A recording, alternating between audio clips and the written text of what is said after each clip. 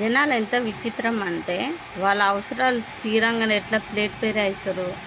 ఇప్పుడు మీకు సిచ్యువేషన్ చెప్తా. ఇన్ ద స్పాట్లో ఒక వాచ్మెన్ నా దగ్గరకు వచ్చి, అమ్మ ఇట్లా నాకు గ్యాస్ అయిపోయింది, ఇంట్లో తినడానికి లేదు, ఇంత ఏమన్నా ఉంటే పెట్టంటే, అమ్మ అన్నం ఒకటే ఉంది, కర్రీ లేదు నా దగ్గర అని చెప్పిన.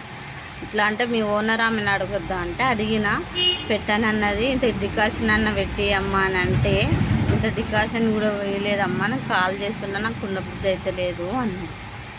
సరే అని చెప్పిన. నా దగ్గర ఒక 10 రూపాయల బిస్కెట్, 5 రూపాయల బిస్కెట్ తీసుకుంది, 20 రూపీస్ ఇచ్చింది. నేను 5 రూపీస్ రిటర్న్ ఇచ్చిన.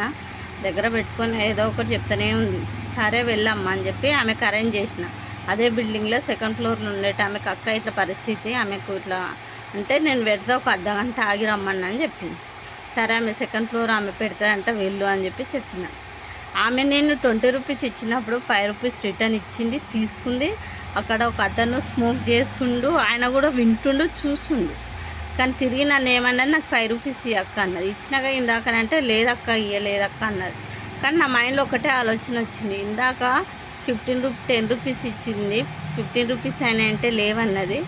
సరే ఇచ్చినాక కూడా మళ్ళీ అడుగుతుందిలే, ఒక బిస్కెట్ ఫ్రీ ఇచ్చిన అనుకుంటా అని చెప్పి మళ్ళీ రిటర్న్ 5 రూపీస్ ఇచ్చిన.